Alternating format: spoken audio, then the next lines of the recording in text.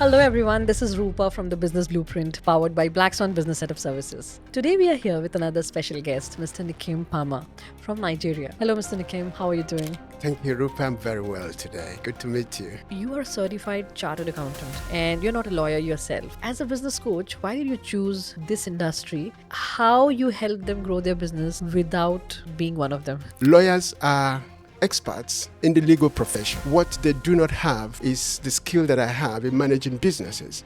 So I help them to navigate blind spots that they don't see.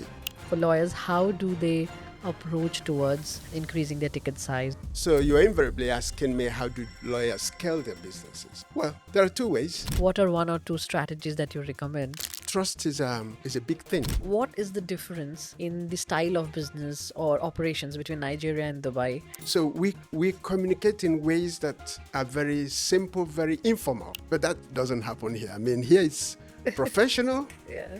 it's direct. I saw in your LinkedIn that you've written two books. I think one is Get More Clients and the another one was The art of achievement Art of and Achievement. fulfillment. So I would just really like you to give a little summary of these books. Focus of that book is on decision making. I was working in a bank as head of financial control and nobody was against me, nobody was after me. I decided to quit and then take an adventure to the UK where I had nobody.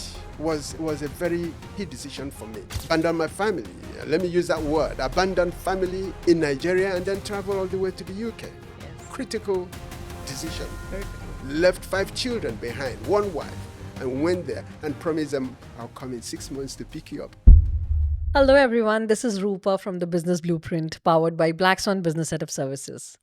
Today we are here with another special guest, Mr. Nkem Mpamah from Nigeria. He's a business coach who specially works with law firms and has helped more than 100 law firms or 100 businesses be profitable and elevate their performance.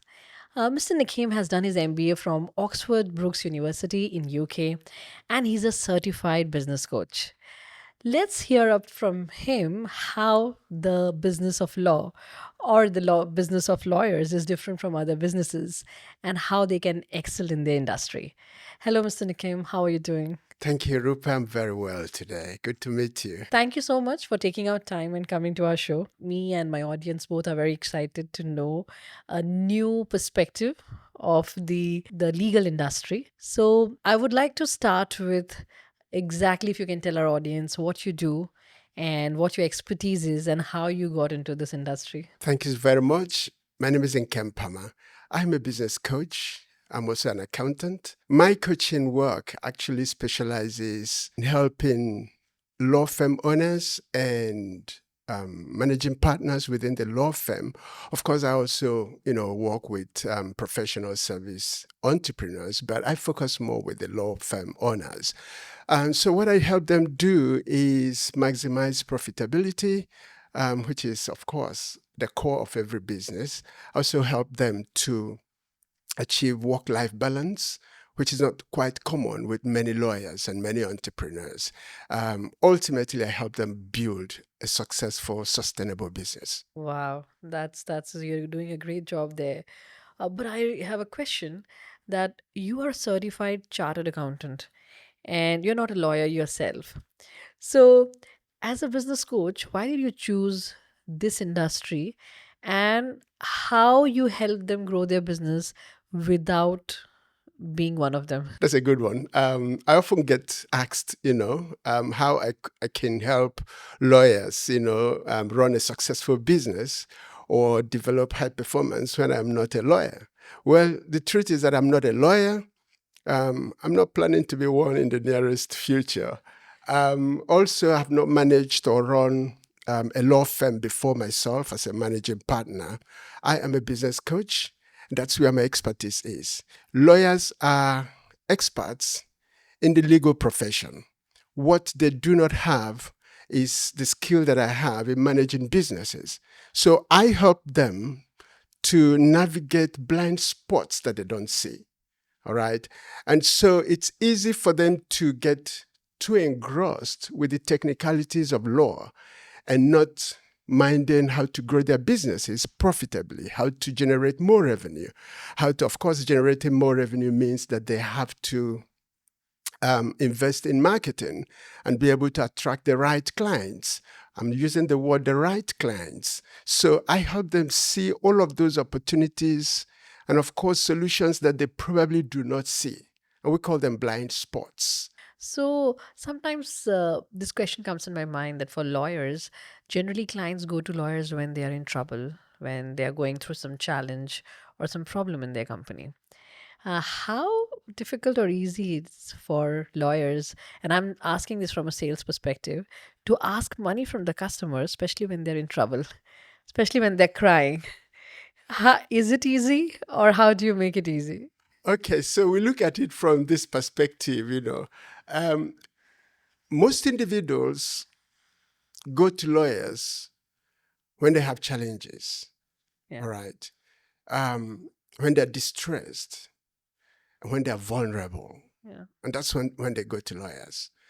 And so you look at it from a legal perspective, from an individual perspective. How can I get money out of this individual who is so challenged? But we're talking about business here, Yeah. all right? So the professional, the lawyer who is attending or offering this service is building a business, is offering this service from the platform of his business. For that case to be successful, it has to be from a brand that is different from that individual, all right? And that brand has to be successful. The lawyer himself have to have a resource that is built from a profitable organization to be able to win cases for that individual. So for me, profit and service are not mutual exclusive. They are things you can pursue pari passu, right? A very different perspective. Uh, that's a very good angle to look at it. But at the same time, for lawyers, since this industry is very regulated, and lawyers are not allowed to market their business loud or cold call. And there are many restrictions depending on from country to country. So how do they attract customers to get more revenue in their business? Well, that's another great question. Thank you for that. The legal profession is a highly regulated Yeah. profession or Yeah. business, if you want to call it one. So operating within that space means that you have to adhere to the provisions that set them up. One, you have to adhere strictly to the provisions of the local bar association within the country that you operate. Now, that some of those regulations expect you to not market, Yeah. all right, or not promote your legal firm. And that's not the only one. Actually, there are other professions that don't promote, that are not allowed by their profession to promote, Very true. and they succeed. So the question now is, how do they succeed? And that's why some of us, in the business coaching profession of business, are available to help them. Number one, branding is important. You need to brand yourself. And so when I talk about branding, you want to make yourself be seen by people. Yeah. And being seen not just to everybody, by everybody, but the specific individuals that your services appeal to. So we call them your ideal market or ideal client. Yeah. So it's important that you identify who they are Yeah. and position yourself to them so that they know you and they know what you do. Number two, it's also important that once you identify them, you look for where they are, because they're not everywhere. Yes. Okay, so you look for where they are, and then you walk up to them. You don't expect them to come to you, because there are many people like you who are offering the same type of services as you.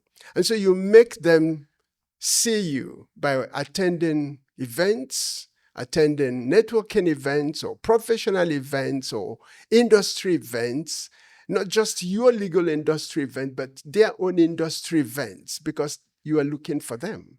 Right. And then you need to engage them, tell them what you do. But many professionals don't know what to say, you know, so you build or you develop a communication strategy. You have a message, and that message has to be compelling, must speak to their needs. And once you're speaking to their needs, you're really attracting them, because what you want at the first instance is getting their interest and attention. So if you would have been a lawyer and if you have to say a compelling pitch, maybe in 30 seconds, what would you say? Oh, well, depending, you see, I am not going to be a general lawyer, which is one thing that identifying your ideal niche is, or your ideal client is. So assuming I am a lawyer, Yes. And I am expert in say tax lawyer, right? Yeah. And I work for organizations and help them, you know, navigate the complex laws within taxation. Then I could actually walk up to an individual within, say, an oil company, if that is my target, or the banking industry, or insurance, or whatever, or communication company, whatever my target is. I could walk up to that individual either in a networking organization, or somebody's referring me to him, opening that door for me to walk in. Hey, my name is Nkem Mpamah. I am a lawyer, or I am the managing partner of Nkem Mpamah & Co. We help our clients to navigate the intricacies of law and reduce liabilities. You know, so within that space, I am able to tell him the offer, the value that I offer is reduction in tax liability. It's not just preparing their taxes.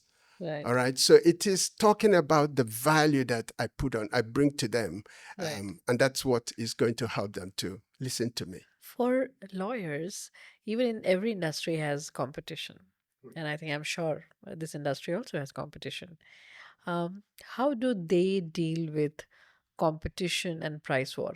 Because I'm sure there is no industry which is, price war has not spared anyone. So how do they deal with that? Well, competition is real in business. And of course, once you have a business, you are up to it. You have people who are offering, you're not unique. Your service, your product or your service is not unique. Where you think you are, you see people imitating it, you know, bringing an alternative to what you're doing. Give them just one month, 2 months, 3 months, if it's a good service. You see that in the market. But what differentiates you is positioning. And so the moment you're able to identify your ideal client or your ideal target market, you position yourself. You can be a generalist, right? You really have to, like I said, if you're a tax lawyer, you focus more on that. And then you put yourself out there for people to see you as the best, meaning you really have to offer a superb service. Superb service. And what that means is that you have to add value to your clients. You don't just go and talk about navigating tax laws or any other law or giving legal advice. No, that's not enough. You really have to have tangible results, outcomes that individuals are going to look up to before they engage you. So once you position yourself, you become an expert. Right. All right. And people will be looking up to you. Of course, you see, you don't become an expert in the room or in the dark. You really have to create visibility for yourself. Yes. All right. So you attend events.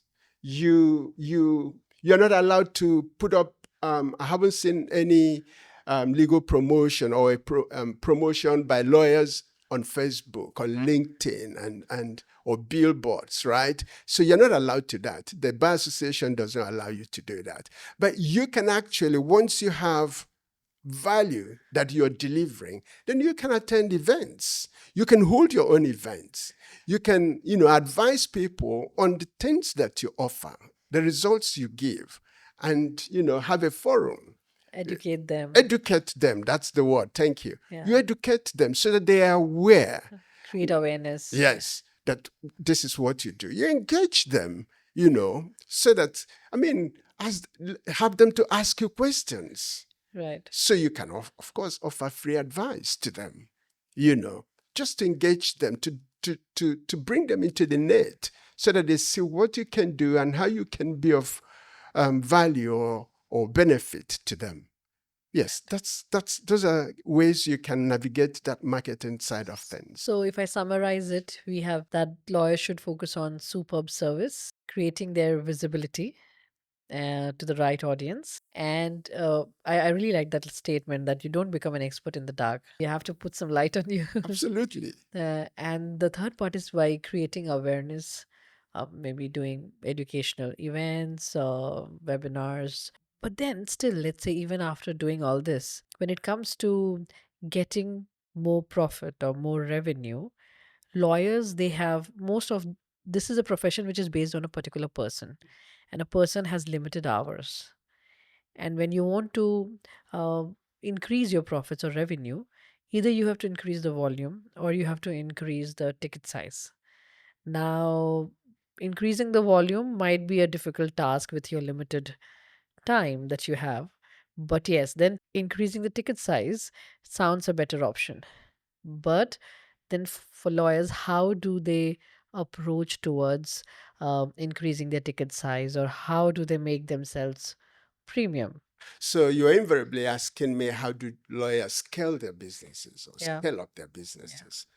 Well, there are two ways. So when you are actually increasing your price, let me start by telling you that lawyers depend on what they call billable hours. So for every work they do, they bill based on hour. And that means they are looking at quantity rather than quality, right? So that's one thing. They may not focus on quantity, but that's what it entails, because you want to do so much hours, or so that you are able to bill so much hours per at a particular rate. Yes. Right? That can be tricky. That's not the best way to scale a legal firm. Okay. Now, if you're looking at scaling, of course, with the right structures in place, assuming everything is in place, then you want to talk about ticket size. And what do we mean by ticket size? We're looking at the value that you're bringing on the table. Right. How you're pricing them. So if you are pricing a premium service, you need to attract a premium client. And of course, attracting a premium client is not just the only thing. You really have to prepare yourself to offer a premium service. Yes. So the value you're offering that premium client must be way out of what you are billing on your normal hourly bills.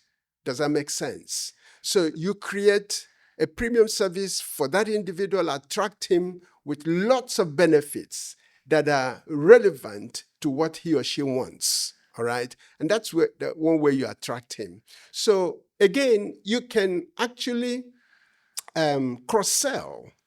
No, cross-selling, right? Yes. So what that means is you have tiered pricing. So at this level of price, we offer this. And at this level of price, we offer everything here plus this bonus, right? And then at the other level, we offer that plus that. So in that way, they're able to see what is in for them, what they're going to be, the type of benefit they will get when they buy into each of the tier of Right. your service. Yeah. So that is like, even if I'm going to sell off X dollar something, but I need to present X plus Y, X plus Y, X plus Z. So I need to present all the cards so that at least the customer knows that, okay, there is possibility and these are also the options. Absolutely. there wouldn't be any under the table transaction. They have to know, because it's a business of trust. Yes. They really have to know what they're getting into. So if you are pricing your service, if they're coming in to buy at this price, you really have to communicate all the benefits within this price and be sure you deliver them. So, like you use the word trust a lot of times in especially these answers related to the legal industry. And I absolutely agree. I think whether their marketing or their communication strategy, everything includes, I think, trust, which they need to build with. Like, for example, other businesses, we just need to build rapport. But for legal firms, they really need very high level of trust for clients to come to them and sign up with them. So, among building trust, what are one or two strategies that you recommend? Trust is a big thing within the legal profession. Right. Remember, you asked me before that the people that are coming to a lawyer are probably individuals who are challenged. They have problems, right? Good. So, number one, they need to trust you that you are going to be able to resolve that problem. Yes. They need to also trust you that you're going to be able to keep their confidentiality with Right. them. Because so many of the issues they bring are confidential, they're personal, Right. right? So, trust is a big issue. Now, the question is, how do you build it? Or let me also answer it from this perspective. There are 4 components to trust. Trustworthiness is a combination of credibility, reliability, intimacy, and self-orientation. And if we want to put it in a formula form, we say T, which is trust, is equal to C plus R plus I all over S, where T is trustworthiness, C is credibility, R is reliability, I is intimacy, and S is self-orientation. Now, you got to be credible for you to attract trust Yes. from your client.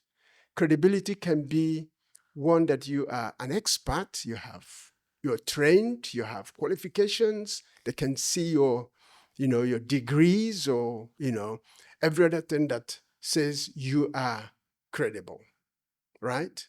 Thought leadership. You've put a lot of articles out there, so they know you have the pedigree to deliver that. But there is also another aspect of credibility, which has to do with character. You have to be a person of impeccable character, somebody that somebody could rely on.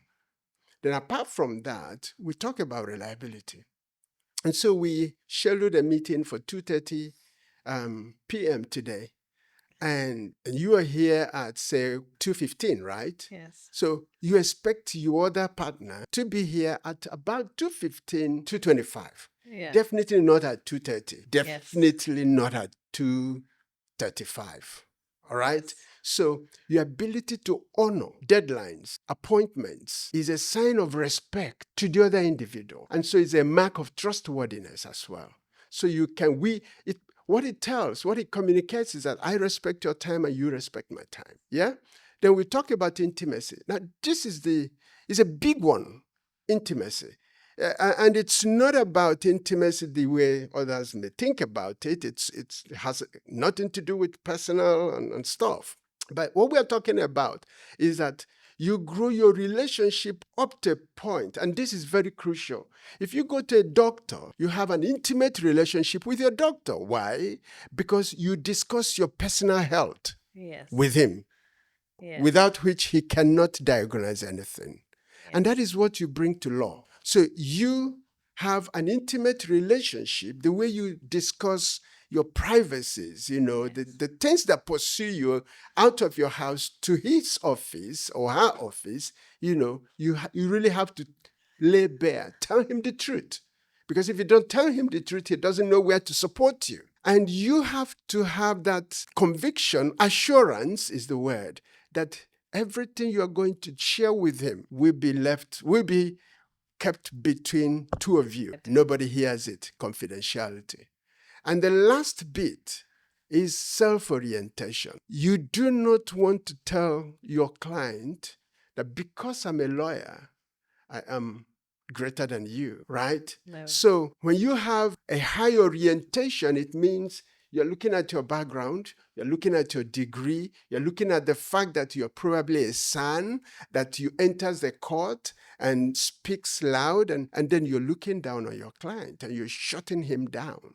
That's high orientation, high self-orientation. So what we recommend is that you maintain a low self-orientation where you see your client as your partner, where you respect him for who he is, who she is, where you look at the issues that brought him into that place as something you can actually care for, something you can take responsibility and support him, because that's what he's looking for. If he or she does not see that support, if he or she does not see that care, but everything he's hearing is high level language, Yeah. right? I am more than you. Yeah. I've done it before.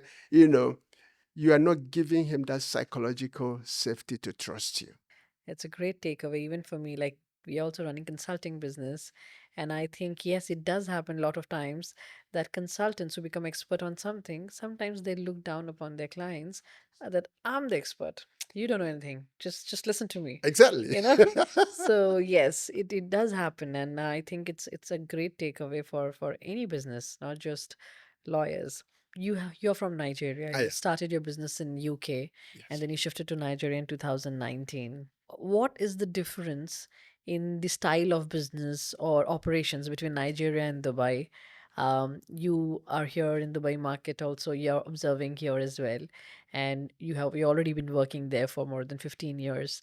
So have you observed any difference in the operation style, or if you have to coach a business in Nigeria or Dubai, what are the differences that you'll have to handle? There are differences between how we carry out businesses in Nigeria and how I've seen it done in Dubai, even as I'm here.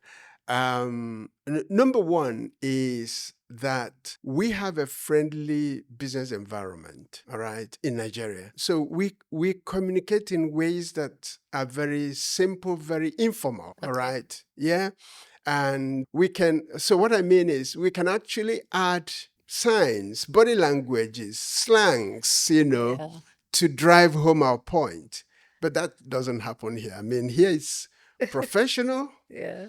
it's direct. I don't know why. Maybe because it's a mixture of many people from Different different, nationalities. yes, nationalities, right? So that is key here. In Nigeria, business, there is this bureaucratic way of doing things, which I haven't found here, right? Like I said, it's more professional here, but there you have to take 10 steps to get one thing done, Right. right? That's the bureaucratic kind of way Yeah. of doing things, Yeah. which if you're coming to Nigeria, you have to adapt by it. May not be the best, but because the public sector service has enshrined it within where things are done. However, if you go to private organizations, they're silent. You don't see them pronounced, But here it's not like that. If you're having business conversation, it's purely business. It's purely direct. Decisions are made, very easily. It may not be easy, but people think through it without, going through a long process, Right. which makes it, I think, a business hub of the world. Yeah, so I think in Dubai, business owners, most of the time they have their guards up because they know they're dealing with people from different nationalities. So yes, there are trust issues. And however, because most of the people are not local residents here and they have come from different countries and doing a living, so they're very direct because their intention and goal is very straightforward. So let's talk business, let's get it done. However, in our home countries, when two business owners meet, it's not always just business. They talk about family ties, politics, other benefits. So there are a lot of other expectations Right. when two businesses meet. And You're here right. people are very direct, so they come to Absolutely. the point very, very soon. Yes. Yeah, so that's there. So now you're in Dubai. What do you like about Dubai as a city? For personally to live or to do business? Well, to be honest, it's a very beautiful city, very beautiful, to be honest. It's a planned environment. I think when you talk about enabling environment Right. for running a successful business or building a successful business, I see that Dubai is a place to be. I like the, oh well, will I say the architectural design of all these towers, here and there. And the fact that people are excited to do business here, right? Well, I haven't really got in touch with people, with entrepreneur outside of the circle, the network that I belong. Well, for your information, I am a strong member of the Business Network International. We call Right. that BNI. And you're an executive director I'm an there executive for director. BNI Nigeria, right? Yes, in BNI, Lagos, mainland Nigeria. So what I've seen is that, of course, our givers gain philosophy helps us a lot. That's what what brought us together, Right? without, having to look at, do I trust him or do I not trust him? So Very true. that actually has That ice broken break. the icebreaker, right? Yes. So I have actually been walking around BNI members. And so it's easier for me to get into the right people that I want. However, without BNI, I don't know if that would have been possible for me. But I see Dubai as a very beautiful city where businesses can grow faster than, where I'm coming from. Yeah, I absolutely agree. I always say that Dubai is the stage and the world is the audience. So if you want to go global, the best thing is to put your product or service in Dubai because the whole world is looking at Dubai all the time. But thank you so much for coming and that we shared this. Now, when I was seeing your LinkedIn profile, and I something really caught my attention was you wrote work-life balance in a very very you know uh, capital letters. So I want to know, as a person, as a professional, how do you maintain work-life balance? Like if I share mine, I'm absolutely sometimes I feel there is work life balance is not possible. There is no balance when you're an entrepreneur because you never know what's gonna come, and then your brain is occupied, and whether it's day, night, like sometimes middle of the night, 12 o'clock, some idea came. Oh, and I need to write this, I need to message this, I need to mail this, I need to implement this tomorrow. So since I've been an entrepreneur, I think my brain never sleeps. But definitely, how you think a work-life balance is possible, and what you do to maintain that work-life balance in your life? So generally, we advise entrepreneurs to set expectations and set goals, determine milestones, right? Setting expectations actually involves knowing what you can do and what you cannot do, right? Delegating what you cannot do to your team members. So it involves building a structure, or you having a team, high performing team, or team members who are experts in that role that you want them to achieve results on. All right, all of those things. Of course, some people will tell you to go and pray and meditate, and all of those, they're good. It's also equally important to take a break, sit back, take a break, go on vacation, let the body rejuvenate, and all of those, right? But for somebody like you, typical of an entrepreneur who is passionate, who loves what she's doing, who Yes. sleeps and wakes up, breathing business, right? Yes. Doesn't know where to draw the line. Yes. Very true. Yeah. I agree. Like I'm convicted. Typical of many entrepreneurs, Yes. right? We advise to you to determine what your unique ability is. And now when I talk about unique ability, I'm looking at your core skill. Yes, it's true you are the owner of the business. It's true you're probably the owner and managing partner of your firm. That doesn't make you jack of all trade. That doesn't mean that you start from A and finish at Z. So what we advise you is build a structure around your business, around yourself, and determine what your unique ability is. Unique ability is what you are best at. In this business, this is what I'm best at. This is what I can say yes to. And these are things I can say no to. And the things you can say no to, you want to delegate them out completely and focus on that area of ability, right? That you are the master of. Let me take, assuming you're a musician. I know this is going outside of the legal profession or your own profession. Assuming you're a musician and you have a show to put up, right? Right. And you are the one that owns the band Okay. or the brand. It is not your responsibility to go about hiring the hall. It's not your responsibility for you to go about hiring caterers, who will entertain at that event. It's not your responsibility to set up the stage, right? Yes, you can do them, but it's not your unique ability. Your unique ability is when the stage is set or the lightnings are set, the audience are there, the MCs are there. They now announce, this is the time, ladies and gentlemen. And they introduce you. That's when you step in. Go and rock the stage. That's when your unique ability shines. Yeah. And once you sing or perform and the time slot for you is gone, you're out. So Right. that way, you probably go for another stage and do the same thing. That's what many entrepreneurs lack. They don't tap into their unique abilities. So they run from one pillar to post. And at the end of the They day, try to do everything. yes, burnout Burnout. is the result. Stress, Stress. overwhelm. Yes. And these are the things. You see, when you are stressed, that's when you make the most mistakes. Right. So we advise, we encourage you, we show you how to determine what your unique ability is and tap into it. And of course, as a coach, I hold you accountable to focus on it. All right. So, do you think that this answer is going towards team building?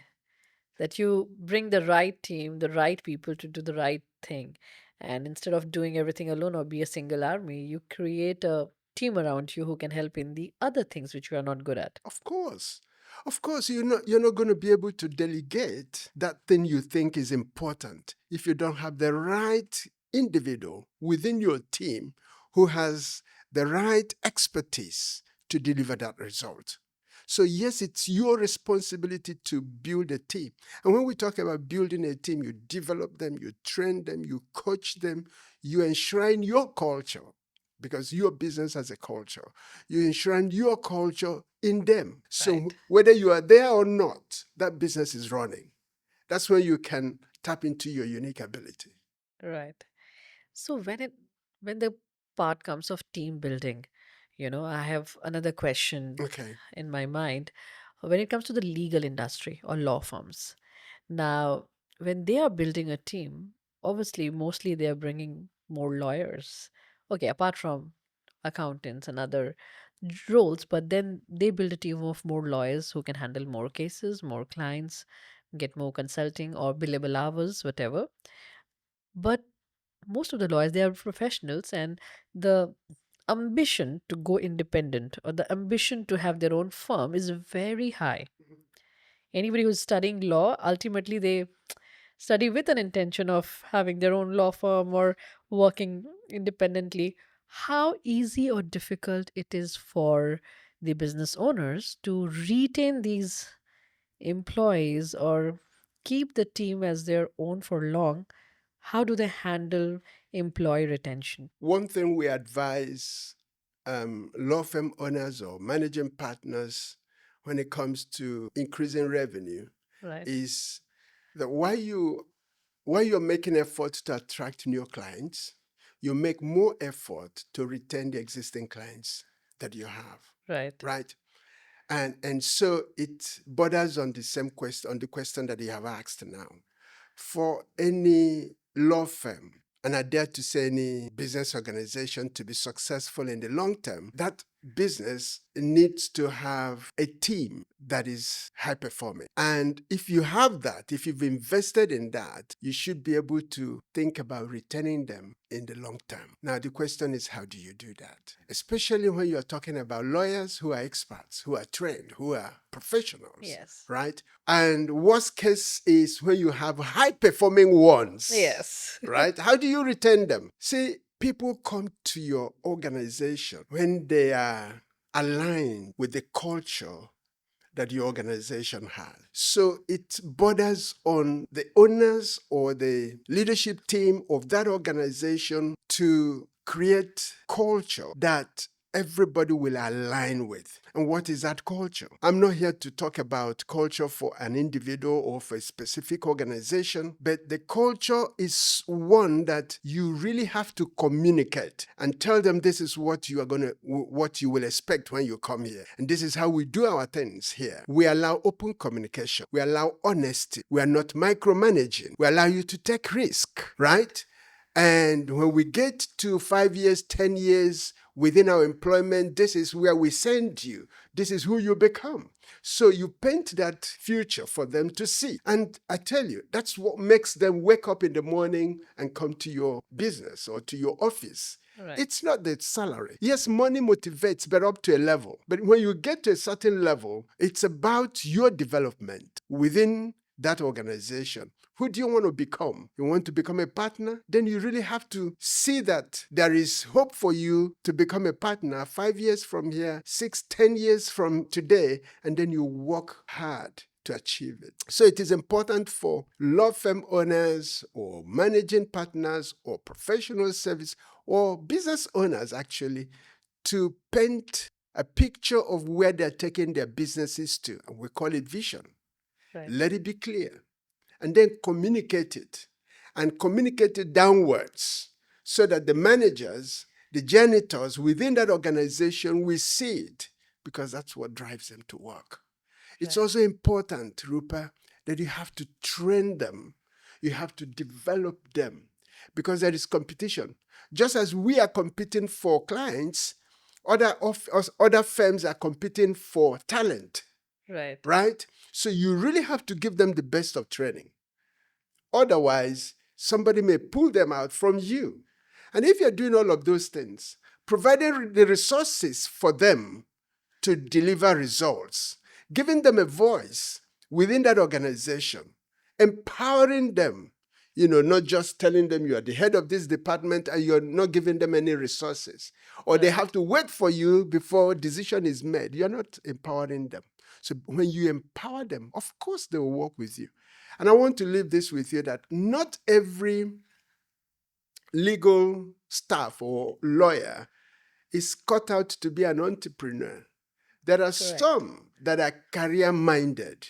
And if you identify them and work with them, train them, support them, of course they will grow with you. Wonderful. So I think I'm getting a lot of takeaways today and amazing answers from you. Thank you so much for such insights. And before we wrap up, I would really like to know, what is your 2025 goal? I saw in your LinkedIn that you've written two books. I think one is Get More Clients, and the another one was The art of achievement Art of and Achievement. fulfillment. So I would just really like you to give a little summary of these books. What is the message? Obviously, I'm sure the audience will go and read those books, get it from you. But then, what's the summary of those books, and what is your 2025 goal?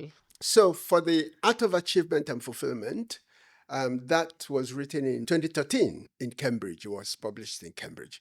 Now, the focus of that book is on decision making. Now, I looked at my life and everything that I did that brought me to where I was in 2013 when I wrote that book. And one thing I could point to was decision making.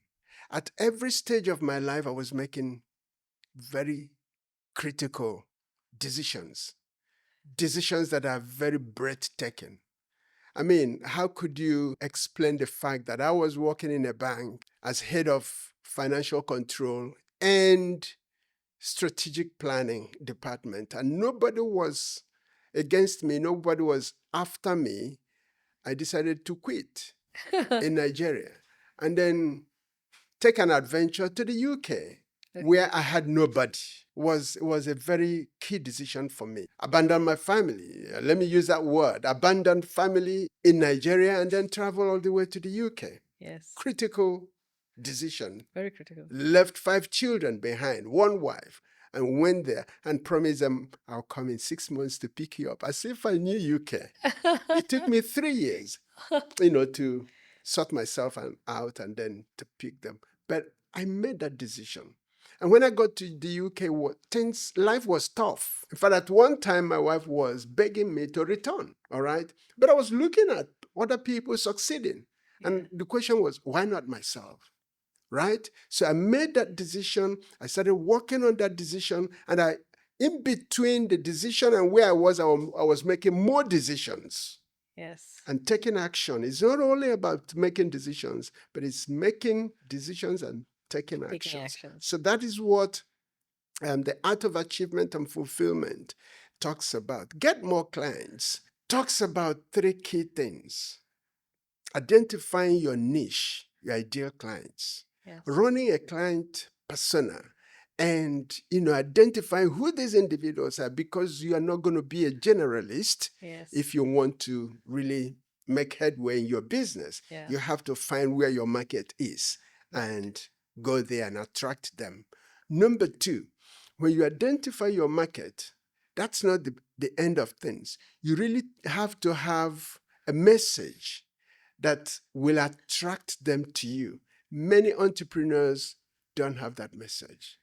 Yes. And we call it a compelling message that speaks to their challenges and needs. You have to develop it. And number 3 is that you really have to be visible. So when you have a niche, an ideal client that you have identified, you have a message that will attract them, a compelling message, then you really have to put yourself out there for you to see them. Right. For them to see you.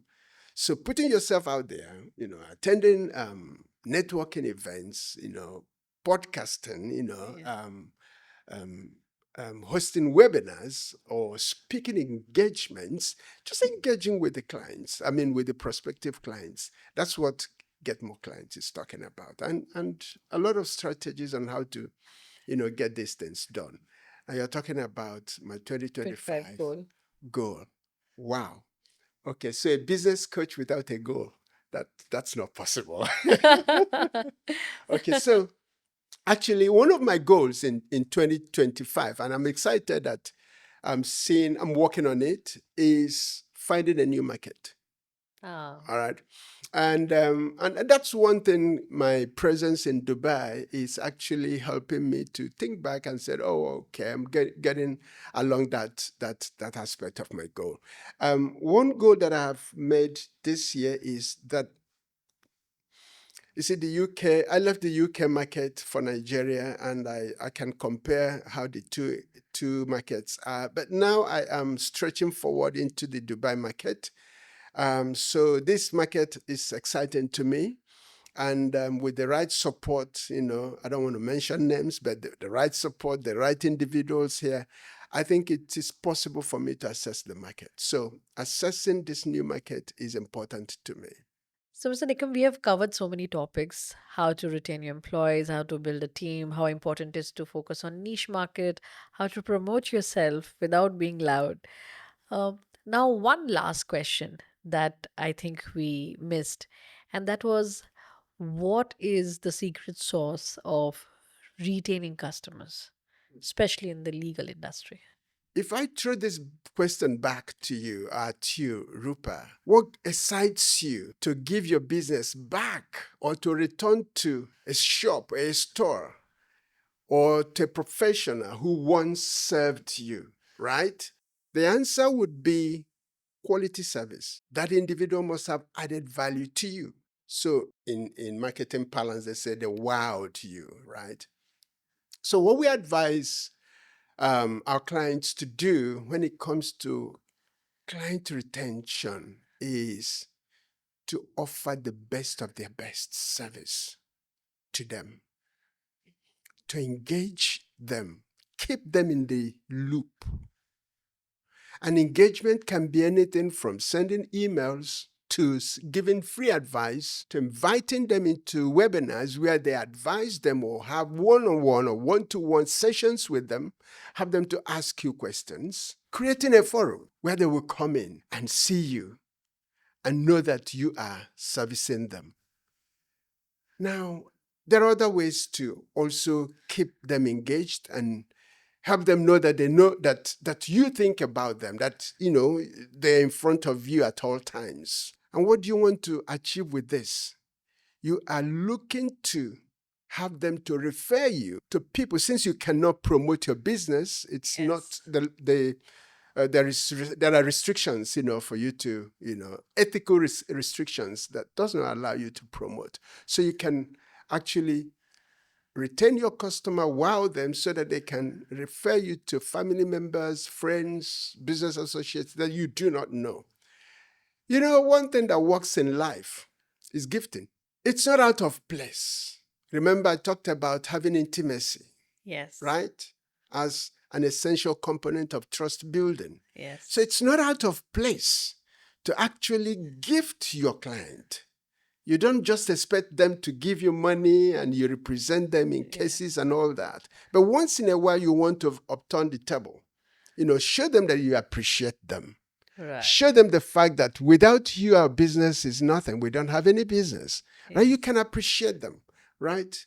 Understand, learn or get to know about their birth dates, marriage anniversary dates. Even when their children are having one or two events, that is special to them. And send them cards, send them plaques, and things that they can remember. That will make them go, wow, this guy is not just after my money, right? They know that you have relationship with them. They care. Gifting creates a bond, when that creates some bonds. It's a feeling to show I care. Absolutely. I remember you. Absolutely. And it's also a subtle message that don't forget me. Yeah, subtly telling them, help me to talk to your friend. Right, absolutely. Wonderful. Yeah, you can do a lot really to retain. Go out of your way, to help them to know that you care for them so that they remember you. Yeah, I think that's important also for every business when you're talking about scaling up. Obviously, diversifying into different market or getting new audiences or exploring new countries or locations. I think it does matter and gives you an edge. It is. So that's a great goal, and I wish you best of luck. Oh, thank you so And much. I'm sure that you should achieve what you're planning to. And lots of thanks for the insights that you have given us. Our audience will really be very, very happy to implement these takeaways in their business. And do let us know. I'm sure all of you liked our podcast today. Feel free to write us what you liked, what more you want to know about it, and feel free to connect with him to get more insights or get a coach for your business. So, this is Rupa Jha. Thank you so much, everybody, for watching us. We will come back with another podcast, with another insight, with another amazing entrepreneur. For now, I'm signing out. This is Rupa Jha from the Business Blueprint, powered by Black Swan Business Setup Services. Thank you.